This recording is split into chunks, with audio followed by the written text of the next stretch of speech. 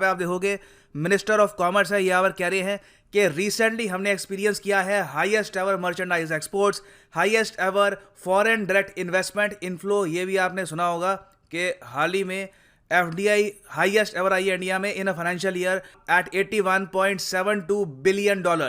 और merchandise exports की अगर हम बात करें तो इसी क्वार्टर पिछले साल हमारे टोटल एक्सपोर्ट्स थे एट $81 बिलियन।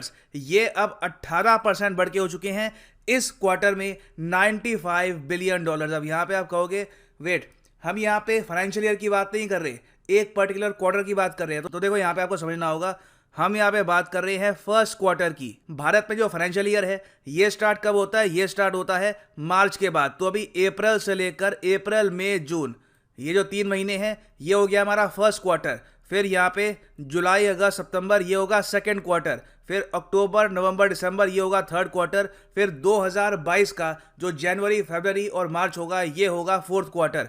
तो इतिहास में आज तक कभी भी हमने 3 महीनों में इतना एक्सपोर्ट नहीं किया जितना रिसेंटली हमने एक्सपोर्ट किया है। All the records have been broken. और यहाँ पे आप देखोगे सरकार ने ये बताया है कि इंडिया का टोटल टारगेट है कि मर्चेंडाइज एक्सपोर्ट्स में, मतलब कि अभी जो फाइनेंशियल ईयर चल रहा है इसमें 400 बिलियन का एक्सपोर्ट करना है। तो इसका मतलब पॉसिबिलिटी अभी ये भी है कि इंडिया हो सकता है कि आने वाले 3 महीनों में या फिर सेकेंड क्वार्टर में या फोर्थ क्वार्टर में ऑल टुगेदर $100 बिलियन से भी ऊपर एक्सपोर्ट कर ले विद इन 3 मंथ्स। हो सकता है कि ये जो रिकॉर्ड है ये फिर से टूटेगा in the coming few months, क्योंकि ऑब्वियस ही बात है 4 क्वार्टर आपके सामने हैं। चारों क्वार्टर में आप $100 बिलियन का अगर आप एक्सपोर्ट करते हो तभी जो ये 400 बिलियन का आपका टारगेट है ये आप अचीव कर पाएंगे। और इंडिया ऐसा क्या एक्सपोर्ट कर रहा है आज के समय इवन ड्यूरिंग पेंडेमिक? तो देखो सरकार ने यहाँ पर ये बताया है कि जो इंजीनियरिंग गुड्स है हमारे, इसमें बहुत सी आइटम्स आती हैं, कंस्ट्रक्शन मटेरियल है, बहुत कुछ आता है यहाँ पर। तो इंजीनियरिंग गुड्स हम बहुत कुछ एक्सपोर्ट कर रहे हैं। उसके अलावा चावल, मरीन प्रोडक्ट्स, हमारी जो फिशिंग इंडस्ट्री है ये काफ़ी ग्रो कर रही है। तो जो ये सारे एक्सपोर्ट्स हैं, बाय द वे ये भी समझ लो, हम भारत के टोटल एक्सपोर्ट्स की बात भी नहीं कर रहे, हम यहाँ पे उन एक्सपोर्ट्स की बात कर रहे हैं जिनको हम छू सकते हैं, जो टेंजेबल आइटम्स हैं, जैसे कि आप देख सकते हैं चावल, मरीन प्रोडक्ट्स वगैरह। अभी हमने सॉफ्टवेयर जो हम एक्सपोर्ट करते हैं, सर्विस इंडस्ट्री के एक्सपोर्ट्स हैं, वो हमने काउंट किए नहीं है। और हमारे कॉमर्स मिनिस्टर ने यहाँ पर यह कहा है कि इस टाइप की ग्रोथ हम अचीव कर पाए हैं क्योंकि रिसेंटली हमने जो प्रोसेस है एक्सपोर्ट करने का ये काफ़ी हद तक सिंप्लीफाई कर दिया है, इसको ज़्यादा आसान बना दिया है। जो टाइमलाइंस हैं टैक्स भरने की, उसके अलावा पेपर वर्क करने की, इसमें एक्सटेंशन दे दी है ताकि ज़्यादा टाइम पेपर वर्क में ना जाए। उसके अलावा लाइसेंसेज में भी हमने एक्सटेंशन दे दी है। उसकी वजह से हमने देखा है कि रिकॉर्ड परफॉर्मेंस आई है आज के समय इन ग्रोथ। और इस सब में देखो काफ़ी बड़ा एक फैक्टर है RODTEP का, ये है रेमिशन of duties and taxes on export product scheme. ये सरकार ने रिसेंटली इंट्रोड्यूस करी थी और इसमें टोटल सरकार ने अब एनहांस कर दिया है सपोर्ट 17,000 करोड़ रुपीस का। तो इस वजह से ओवरऑल जो मर्चेंडाइज एक्सपोर्ट्स हैं ये काफ़ी हद तक बड़े हैं। सर्विस सेक्टर एक्सपोर्ट्स की अगर हम बात करें तो धीरे धीरे ये भी वापस 100% पोटेंशियल पे आ रहे हैं। सरकार का टारगेट यहाँ पर यह है कि 2025 तक एक साल में हम सर्विस एक्सपोर्ट $350 बिलियन करेंगे। और पीयूष गोयल साहब ने यहाँ पर आगे ये भी कहा है कि कोई बड़ी बात नहीं है कि इन द फ्यूचर हम 500 बिलियन का सर्विस सेक्टर में भी एक्सपोर्ट कर दे। देखिए मेरे हिसाब से इंडिया का टारगेट होना चाहिए 2025 से भी पहले हम 1 ट्रिलियन का टोटल एक्सपोर्ट करें। ये अगर हम अचीव कर लेंगे तो इंडिया एक बहुत ही ज़्यादा इंपॉर्टेंट कंट्री बन जाएगा ग्लोबल सप्लाई चेन में। ना आप लोग यहाँ पर पूछेंगे कि इंडिया के एक्सपोर्ट जितने बढ़ के हो गए, इसके रीज़न क्या है? डेफिनेटली सरकार की जो स्कीम्स हैं उसके पीछे रीज़न है, टाइमलाइन एक्सटेंड करी गई, एक्सपोर्ट करना आसान बना दिया गया। मगर उसके अलावा एक बहुत बड़ा फैक्टर ये भी है कि सिंस अब वैक्सीन्स पहुंच रही है कंट्रीज़ में, उनकी ओवरऑल ग्रोथ रिवाइव हो रही है।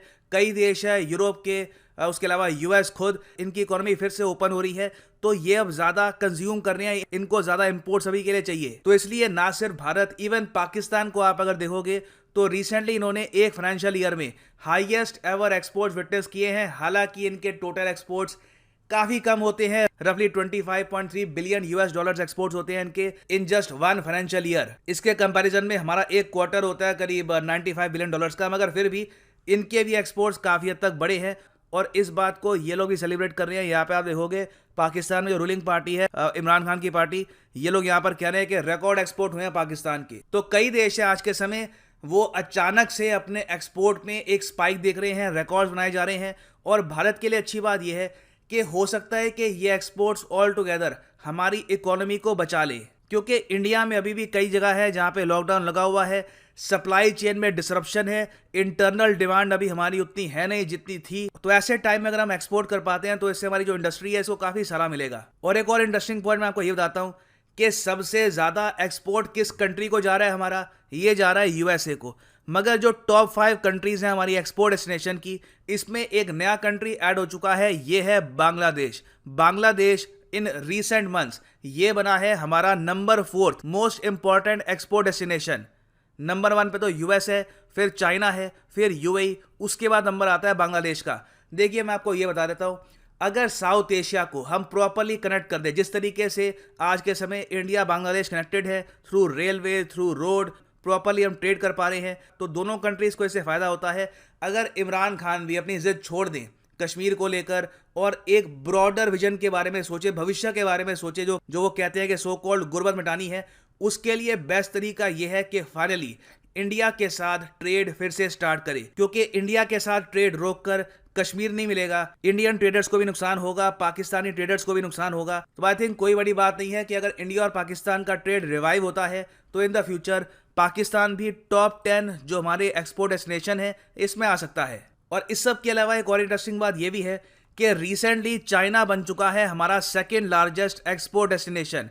चाइना ने बहुत ही बड़ी संख्या में इंडिया से चावल परचेज किए हैं और भी बहुत कुछ परचेज किया है, जिसकी वजह से पहली बार हम आज के समय चाइना की मार्केट में भी सामान बेच के पैसा कमा रहे हैं। उसको जो है बढ़ाने के लिए वहाँ पे जो पॉलिसीज हैं उनका नरम होना, फ्लेक्सिबल होना, सिंपल होना बहुत ज्यादा जरूरी है। और मुझे लगता है ना कि जब से हमारे कंट्रीज बने हैं सबसे बड़ी प्रॉब्लम ही ये होती है कि हमारा सिस्टम इतना स्लो होता है। एक काम करवाने के लिए आपको पता नहीं कहाँ कहाँ पर, गवर्नमेंट के काम की मैं स्पेशली बात कर रही हूँ, कि इतनी ज्यादा आपको हर्डल्स आती हैं कि आप कहते हैं भाई या तो आप गिव अप कर देते हैं या फिर आप ठीक है उसी सिस्टम का हिस्सा बन के धीरे धीरे करते रहते हैं। और बहुत सारी वीडियोस में हम लोगों ने ये चीज डिस्कस की है कि अगर गवर्नमेंट सेक्टर जो है जैसे प्राइवेट सेक्टर से मतलब सर्विसेज लेता है, लेकिन अगर अपने सेक्टर को भी उसी तरीके से वो कर लेता है तो मेरा ख्याल में लोगों के लिए बड़ी आसानी हो जाती है। और इसका सबूत और रिजल्ट हमें आज इस वीडियो में मिल रहा है। मैं अगर बात करूं यार पाकिस्तान के गवर्नमेंट अदारों की ना, तो यहाँ पर जो चीजें हैं ना वो बहुत ज्यादा आउटडेटेड है। अगर अब आकर देखा जाए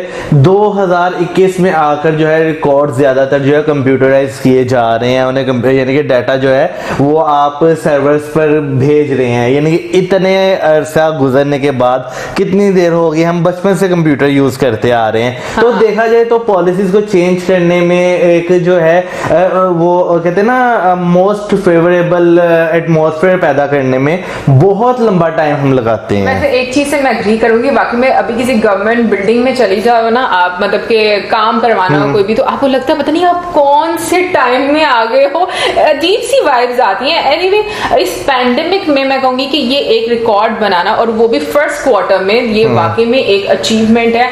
क्योंकि पैंडेमिक में यूजुअली ये ही एक्सपेक्ट किया जाता था कि भाई सारे जो बिजनेस हैं वो तो बंद हो गए हैं क्योंकि लॉकडाउन लग गया है, लोगों को बहुत ज्यादा प्रॉब्लम। लेकिन मैं कहूंगी कि उसमें भी सर्वाइव करना और एक रिकॉर्ड बनाना अपने आप में एक अचीवमेंट। वैसे मैं एक बात यहाँ पे कहना चाहूंगा कि नॉट ओनली यहाँ पे गवर्नमेंट्स की हिम्मत है, खासतौर पर साउथ एशियन कंट्रीज की बात करो ना, इनकी गवर्नमेंट्स की, कि इन्होंने जिस तरह पेंडेमिक को हैंडल किया है, लोगों को भी एक साइड पर लेकर चले, एक साइड पे वबा को लेकर चले, तो बहुत ज्यादा मुश्किल था इस चीज को हैंडल करना। बिल्कुल। और स्पेशली अगर मैं पाकिस्तान की बात करूं तो शुक्र है, अच्छा लगा कि चलो पाकिस्तान की भी एक्सपोर्ट्स में थोड़ा इजाफा हुआ है, अच्छी बात है।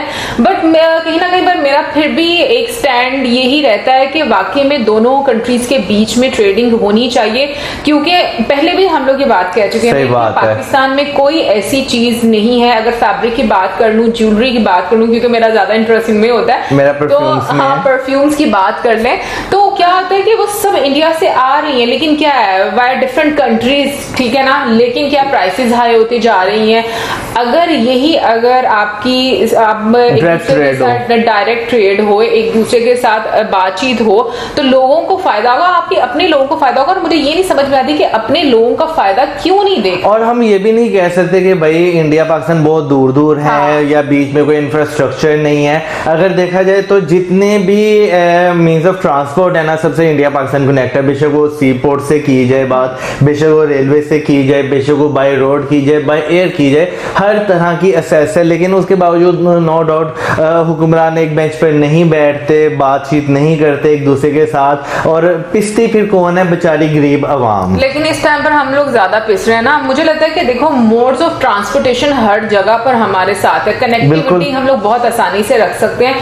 फिर आप एक हम क्या कहेंगे कि एक टेबल पर क्यों नहीं आते, बात क्यों नहीं करते? तो मुझे लगता है कि हमारी गवर्नमेंट को थोड़ा फ्लेक्सिबल होना चाहिए और उनको बात करनी चाहिए। बातचीत के दरवाजे कभी बंद नहीं करने चाहिए किसी के भी साथ। और अभी यहाँ पर जो हम लोगों ने वीडियो देखी है और जिन प्रोडक्ट्स की वो बात कर रहे थे वो सारी टेंजिबल प्रोडक्ट्स ही, मतलब कि जो अभी अगर टोटल की अगर बात करेंगे तो वो डेफिनेटली मुझे तो लगता है कि वो 100 से भी ऊपर चली जाएगी। हाँ। बहुत ज्यादा ऊपर चली जाए, क्योंकि आईटी सेक्टर की अभी बीच में जो है वो सर्विसेज नहीं डाली गई। तो अगर आईटी सेक्टर की बात करें तो मेरा ख्याल है कि जितना ये पेंडेमिक में इंडिया में तो पहले ही बहुत ज्यादा बूस्ट पे था, लेकिन पाकिस्तान में भी काफी ज्यादा बूस्ट पे आया है आईटी सेक्टर, तो मेरा तो ख्याल है वो कई बिलियंस डॉलर्स में बात जाएगी। मैं यहाँ पर ये बात करना चाहूंगी कि जिस तरीके से हम लोग इंडिया की एक सिचुएशन देख रहे हैं ना कि आने वाले टाइम में हमेशा हम लोग बात करते हैं कि जो एक फ्यूचरिस्टिक अप्रोच है उनके जितने भी हम कहेंगे कि लीडर्स हैं उनमें वो नजर आती है कि आने वाले टाइम के लिहाज से कैसे हम लोग क्या पॉलिसीज बनाएं कि वो लोगों के लिए बेनिफिशियल हो, वो हमारे कंट्री के लिए बेनिफिशियल हो, फॉरेन इन्वेस्टमेंट आनी चाहिए, लोगों का खुद के कारोबार सेट होने चाहिए। तो मुझे ये विजन बहुत उनके अच्छे लगते हैं कि उनका आने वाले टाइम को लेकर कोई एक गोल है लाइफ में। मैं तो अपने सर को याद करता, जब मैं इस तरह की कोई वीडियो देखता ना मुझे अपने सर की बात याद आ जाती। पहले भी मैंने जिक्र किया जब उन्होंने कहा था कि एक वक्त आएगा जब लोग इंडिया में इन्वेस्टमेंट करेंगे, इंडिया में कारोबार करने जाएंगे, और अब ये वही टाइम चल रहा है। चाइना को भी सप्लाई कर रहा है, बांग्लादेश को सप्लाई कर रहा है, ठीक है ना, यूएसए को सप्लाई कर रहा है। और इसके अलावा मौजूद ये देखो कि इंडिया जो है मतलब उसने अपना एक कह लेना ना कि एक अपने भागीदारी वो बना ली हुई है पूरी दुनिया। बिल्कुल ऐसे ही है। वेल हमारे लिए तो काफी एक अच्छी वीडियो थी क्योंकि आज हम लोगों को पाकिस्तान के लिहाज से भी कुछ पॉजिटिव सुनने को मिला। और लेकिन फिर वही बात आ जाती है कि पाकिस्तान ने भी एज ए जो है इकोनॉमिक हब बूस्ट करना है, ऊपर आना है, तो उसे अपने जितने भी हमसाए ममालिक हैं उनके साथ एक तो ताल्लुकात अच्छे रखने पड़ेंगे और सबके साथ ट्रेड जो है वो करनी पड़ेगी। और वैसे भी क्या नाम देते हैं, साउथ एशिया एक रीजन ऐसा है कि ये सारा अगर कंबाइन होकर इकट्ठा चले ना, या कन्फ्लिक्ट्स अपने साइड पे रखें, जो भी पॉलिटिकल या कोई भी कन्फ्लिक्ट है वो साइड पे रखें, कुछ इस तरह का यहाँ पे सीन हो, यहाँ पे टूरिज्म बढ़े, यहाँ पर कारोबार बढ़े, यहाँ पे लोगों को एक अच्छा रोजगार मिले, लोगों की जिंदगियां जो है वो बेहतर हो। तो नो डाउट अगर गवर्नमेंट चाहे, तीनों मुल्कों की, पाकिस्तान, इंडिया, बांग्लादेश, तीनों मुल्कों की गवर्नमेंट चाहे तो ये सब चीजें हो सकती हैं। अच्छा, वैसे मैं एक बात बोलूं, मुझे फिर हमेशा यही लगता है कि गवर्नमेंट कब चाहेगी जब लोग समझदार हो जाएंगे, लोगों को समझ आएगी चीजों की। क्योंकि यहाँ पर जब हम बहुत सारे लोगों के साथ डिस्कशन करते हैं तो थैंक गॉड कि अब आकर हम लोगों को कन्विंस कर पाते हैं कि ऐसे नहीं, चीजें ऐसे हैं, आपको इस तरीके से बताई जाती हैं, इन रियलिटी ऐसे नहीं होती। तो वरना लोगों की जो सोच है ना वो वही होती है कि नहीं हमारे पे जुल्म हो रहा है, ये हो रहा है। मुझे ऐसा लगता है हम जुल्म जो है ना वो अपने हाथों से हम लोगों ने वोट देकर अपने लीडर्स की सूरत में एक बनाया हुआ है। क्योंकि अनफॉर्चुनेटली मुझे अभी तक कोई भी लीडर विजनरी नहीं लगा पाकिस्तान का। तो मतलब अभी जो मैं अभी की गवर्नमेंट की मैं बात करूं तो मुझे लगता है कि ये बहुत इंपॉर्टेंट है, लोगों में काम करने की, एक लीडर में काम करने का जज्बा होना चाहिए कि मुझे अपनी आवाम के लिए कुछ करना है। एनीवे हम लोग तो ये बातें करते रहेंगे और उम्मीद करते हैं कि एक दिन ये हमारी सारी दुआएं जो है वो पूरी भी हो जाएं। और इसी के साथ हम आपसे लेंगे इजाजत। आपका क्या सोच है इसके बारे में जरूर बताइएगा कमेंट सेक्शन में, और रखें हमें अपनी दुआ में याद। हमारी वीडियोस हमारे channel subscribe videos and keep us in your prayers. Good bye. जो सबसे पहला रिकॉर्ड बना था ना, जो सबसे बड़ा वो 81 बिलियन डॉलर था पहले क्वार्टर का। आई थिंक 78 से ऊपर गया था और वो 10% की और 18% की नहीं वो पहले वाली थी। और अभी 18% की ग्रोथ से सीधा 95 बिलियन था ना, इधर पहुंचा है। इसका खाली ये पहले 3 मंथ का। और मजे की सबसे इम्पोर्टेंट इसमें बात कौन सी है कि ये सारा दूसरी लहर में जिस टाइम मैं कहता हूँ बुरी हालत थी कंट्री की, मतलब हाँ। तो इससे तो अंदाजा लगाओ जात कितनी तेजी से जीडीपी ग्रोथ अभी लेगी, बहुत ज्यादा मोबाइल शेयर और डबल डिजिट क्या अभी बहुत हैवी तरीके से इंडिया की इकोनॉमी बढ़ने लगी, कोई शक नहीं। और मोबाइल शेयर इसका इनका टारगेट है $1 ट्रिलियन, 1 ट्रिलियन की वो जो एक्सपोर्ट है वो हो जाए। और वो भी जिस तरीके से अगर मतलब वो कहते हैं ना जिस तरह बढ़ेगा तो ये सब कुछ वो भी पॉसिबल है। कोई शक नहीं। चाइना भी 2.5 से 3 ट्रिलियन पे जब गया तो उसके वो दुनिया में सबसे ज्यादा एक्सपोर्ट करता है, वो सबको पता है। यार एक बात तुम लोग देखो, अमेरिका तक में छोटी सी सुई भी है वो भी चाइना की। हाँ मतलब अमेरिका खुद पहले कितनी चीजें ले रही है तो सारी दुनिया को पता है, उसने इस चीज का फायदा उठाया, सस्ता माल देकर लोगों को। चाइना ने अपना ढंग का बजवाया, लेकिन अब इंडिया वो काम अब इंडिया का ये बारी है क्योंकि चाइना भी हो गया, अब इंडिया का नंबर है कि वो अभी अपना मतलब टॉप पे कैसे आता है और इकोनॉमी किस तरह अपनी बूस्ट देता है। देख इंडिया टू बी ऑनेस्ट है कि देख एक 90s में था इंडिया बिल्कुल जीरो हो गया था, खजाने जीरो हो गया था 1991 में, बिल्कुल मतलब कि खाली हो चुका था इनका खजाना। और आज फॉरेक्स 600 650 के करीब पहुंचा, मतलब कि इसका जो खजाना था ना मुबशिर, मैं कहता हूँ कि दुनिया की कोई लास्ट कंट्री होगा उनमें होगा। और इंडिया ने फिर लोन लेकर उसके अंदर डलवाया था और आज देख चौथे नंबर पे। तो मतलब देख वो सारी बात होती है और ये इंडियंस के इसके पीछे काफी कड़ी मेहनत है जो मतलब यहाँ तक उनको लेकर आई। तकरीबन मैं कहता हूँ कि 20-25 सालों में यहाँ तक। हाँ सही बात है। सो गाइस आप इसके बारे में क्या कहते हैं, अपनी राय हमें कमेंट सेक्शन में दें। इधर ही वीडियो खत्म करते हैं, अपना बहुत बहुत ज्यादा ख्याल रखना। तो यार बाय।